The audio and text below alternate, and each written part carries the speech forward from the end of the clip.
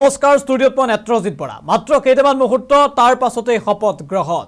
ইতিমধ্যে শপত গ্ৰহণৰ বাবে সাজু হৈছে ইজনৰ পাছত সিজন মন্ত্ৰী এবাৰ পিছ পৰি ৰোৱা নাই মন্ত্ৰী অতুল বৰাও মন্ত্ৰী হিচাপে শপত লোৱাৰ প্ৰাক্ষণত জাতীয় সাজপাৰ পিন্ধি সংবাদ মাধ্যমৰ আগত কেইবাটাও গুৰুত্বপূৰ্ণ মন্তব্য আগবঢ়ালে অতুল বৰাই জাতীয় সাজপাৰ পৰিধান কৰি শপত গ্ৰহণ কৰিব অতুল বৰাই আৰু শপত গ্ৰহণৰ প্ৰাক্ষণত কেইবাটাও ডাঙৰ মন্তব্য কৰিছে সবিশেষ দৰ্শকসকলৰ বাবে গুৰুত্বপূৰ্ণ খবৰ আমি জনাই আছো মন্ত্ৰীসভাৰ শপত গ্ৰহণৰ বাবে সাজু হৈছে অতুল বৰা জাতীয় সাজপাৰ পিন্ধি শপত গ্ৰহণৰ বাবে সাজু হৈছে অতুল বৰা আৰু শপত গ্ৰহণৰ প্ৰাক্ষণত হিমন্ত বিশ্ব শৰ্মাক ধন্যবাদ অতুল বৰা শপত গ্ৰহণ অনুষ্ঠানক লৈ অত্যন্ত উৎসাহী অসম গণ পৰিষদৰ সভাপতি গৰাকী 11:40 হ'ব শপত গ্ৰহণ হিমন্ত বিশ্ব শৰ্মাৰ সৈতে শপত ল'ব মন্ত্ৰী হিচাপে শপত ল'ব অতুল বৰাই আৰু শপত গ্ৰহণৰ প্ৰাক্ষণত কেইবাটা ডাঙৰ মন্তব্য কৰিছে অতুল বৰাই পুনে পুনে অতুল বৰাৰ মন্তব্য আমি আগবঢ়াইছো আজিৰ দিনটো আমাৰ কাৰণে এটা বিশেষ দিন অস্পিচিয়াছ দিন ঐতিহাসিক দিন কাৰণ এনডিএ আজি হেট্ৰিক কৰিছে আপোনালোকে জানে যে আজি তৃতীয়বাৰৰ কাৰণে মাননীয় মুখ্যমন্ত্ৰী ডক্টৰ হিমন্ত বিশ্ব শৰ্মা ডাঙৰীয়াই মুখ্যমন্ত্ৰী হিচাপে শপত ল'ব আৰু যিটো অনুষ্ঠানত দেশৰ মাননীয় প্ৰধানমন্ত্ৰী মাননীয় গৃহমন্ত্ৰী মাননীয় ডিফেন্স মিনিষ্টাৰকে ধৰি ভাৰতীয় জনতা পাৰ্টীৰ ৰাষ্ট্ৰীয় সভাপতি আৰু অন্যান্য কেন্দ্ৰীয় মন্ত্ৰী আৰু 20খনতকৈ অধিক ৰাজ্যৰ মুখ্যমন্ত্ৰী উপমুখ্যমন্ত্ৰী আনকি এম্বেচেডৰো কেইবাগৰাকী উপস্থিত হৈছে এইটো এটা ঐতিহাসিক অনুষ্ঠান অসমৰ জনসাধাৰণৰ স্মৃতিৰ পটত সদায় জল পটপট হৈ ৰ'ব আৰু এয়া সম্ভৱ হৈছে আজি এনেকুৱা জনাদেশ সম্ভৱ হ'ল ডক্টৰ হিমন্ত বিশ্ব শৰ্মা ডাঙৰীয়াৰ দক্ষ দূৰদৰ্শী আৰু সবল নেতৃত্বৰ কাৰণে মই মাননীয় মুখ্যমন্ত্ৰী ডক্টৰ হিমন্ত বিশ্ব শৰ্মা ডাঙৰীয়াক আন্তৰিক অভিনন্দন জনাইছো শুভেচ্ছা জনাইছো আৰু মোৰ দৃঢ় বিশ্বাস ৰাইজে যিধৰণে এইবাৰ জনাদেশ দিলে ইয়াৰ পিছত মাননীয় মুখ্যমন্ত্ৰীয়ে পূৰ্বতকৈও অধিক দক্ষতাৰে অধিক গতিশীলতাৰে ৰাজ্যখনৰ উন্নয়ন আৰু বিকাশৰ কাৰণে কাম কৰিব হয় এইটো মোৰ কাৰণেও এটা অত্যন্ত ভাল লগা কথা আৰু মই জনসাধাৰণক কথা দিছো মোৰ সমষ্টিৰ লগতে ৰাজ্যখনৰ খিলঞ্জীয়া জনসাধাৰণৰ সুৰক্ষিত ভৱিষ্যতৰ প্ৰতি লক্ষ্য ৰাখি মই অতি নিষ্ঠাৰে সততাৰে মই কাম কৰিম আৰু জনসাধাৰণে যি ধৰণে মোৰ সমষ্টিক মেণ্ডেট দিছে বা ৰাজ্যখনত আজি যি ধৰণে মেণ্ডেট দিছে এইটোৱে স্বাভাৱিকতে আমাৰ প্ৰত্যেককে মাননীয় মুখ্যমন্ত্ৰীকে ধৰি টিম আছামক সাহস দিছে শক্তি দিছে আৰু সেই সাহস আৰু শক্তিৰে ৰাইজৰ আশীৰ্বাদ আৰু মৰমেৰে আমি ভৱিষ্যতৰ দিনত আগুৱাই যাম ভগৱানক চৰণত প্ৰাৰ্থনা জনাইছো যাতে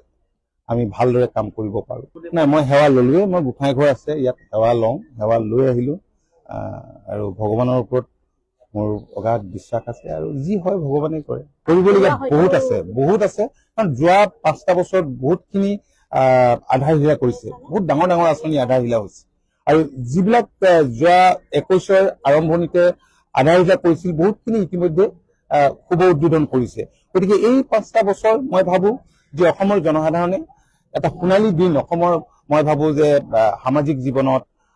আৰু সকলো দিশতে এটা সোণালী দিন নিশ্চয় প্ৰত্যক্ষ কৰিব ৰাইজৰ মৰম আৰু সহযোগিতা কামনা কৰিছো মই অসমবাসী ৰাইজক বহুত বহুত ধন্যবাদ আৰু কৃতজ্ঞতা জনাইছো আপোনালোকে জানে যে মই অসম গণ পৰিষদ দলৰ সভাপতি হৈ আছো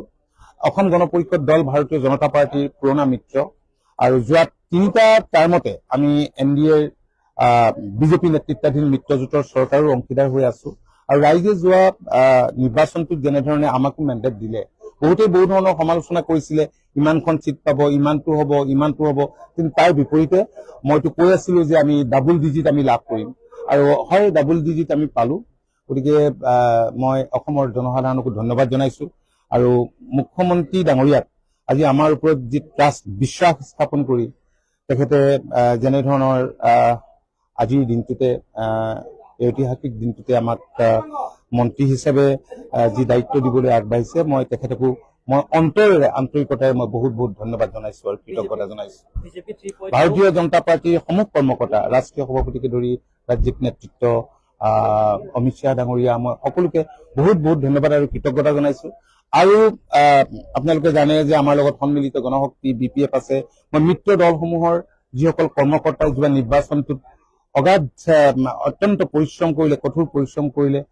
আজি যাৰ বাবে এই ৰিজাল্ট এনে ফলাফল সম্ভৱ হ'ল মই তেওঁলোকক আন্তৰিক ধন্যবাদ আৰু কৃতজ্ঞতা জনাইছো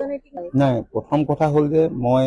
খুব ভাল কিবা এটা হ'লেও বেছি আনন্দ নকৰোঁ আৰু বেয়া হ'লেও মই দুখ নকৰোঁ। গতিকে স্বাভাৱিকতে আজি এটা ভাল লগা দিন হ'বই, কিন্তু মোৰ ব্যক্তিগতভাৱে ইয়াত কোনো তেনেকুৱা খুব কিবা এটা নাই। মই নাজানো বিৰোধীৰ কথা আৰু নকওঁ। আজিৰ দিনটোত অন্তত এই ভাল দিনটোত নকওঁ। তেওঁলোকে চৰকাৰ পাতিছিলে আগতে, চব কৰিবলগীয়াতো বহুত আছে, সেইখিনি কথা পিছত ক'ম আপোনালোকক। আজিৰ দিনটোতে কোনো এম্বেচেডৰ আহিছে, ৰাষ্ট্ৰদূত আহিছে। মই কৈছো এনেকুৱা হোৱা নাই। স্বাধীনতাৰ পিছত এনেধৰণৰ শপত গ্ৰহণ পূৰ্বতে কেতিয়াও হোৱা নাছিল। অসম আন্দোলনৰ পিছত হৈছিলে ৰাজহুৱাভাৱে, কিন্তু ইমান ৰাজ্যৰ মুখ্যমন্ত্ৰী, ইমান দেশৰ প্ৰধানমন্ত্ৰী, গৃহমন্ত্ৰীকে ধৰি তেনে ব্যক্তিৰ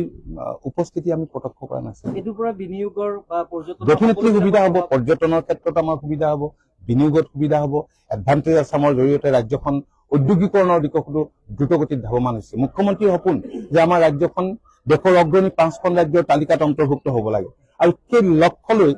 তেনেধৰণৰ পৰিকল্পনা কৰি সেইবিলাকক সদায় সাকাৰ ৰূপ দিবলৈ চেষ্টা কৰি আহিছে। গতিকে স্বাভাৱিকতে ইমান ব্যক্তিৰ যোগদানটো আমাৰ কাৰণে আশাপ্ৰদ। সেইটো এটা ডাঙৰ কথা। সেইটোতো কিমান ডাঙৰ কথা আমি জানিব পাৰিছো যে তেখেতসকল ইতিমধ্যে আহি পাইছে। গতিকে মই ভাবোঁ যে তেওঁলোকৰ উপস্থিতিও আমাৰ ৰাজ্যখন উদ্যোগীকৰণৰ দিশত আগবাঢ়ি যোৱাত স্বাভাৱিকতে উত্তৰ পূবৰ আগশাৰী শিক্ষা প্ৰতিষ্ঠান প্ৰতীক্ষা গ্ৰুপ অফ ইনষ্টিটিউচনছ 2026 বৰ্ষৰ বাবে আৰম্ভ হ'ল নামভৰ্তি প্ৰক্ৰিয়া। B pharm, D pharm, BSc nursing, BMRIT, BMLT, GNM, BPT। পাঠ্যক্ৰমৰ বাবে মুকলি নামভৰ্তি। 17 এপ্ৰিলৰ পৰা আৰম্ভ হৈছে বিনামূলীয়া CEE কোচিং। আজিয়ে যোগাযোগ কৰক এই নম্বৰত 9706321768, 9181022366 আৰু 9181022377।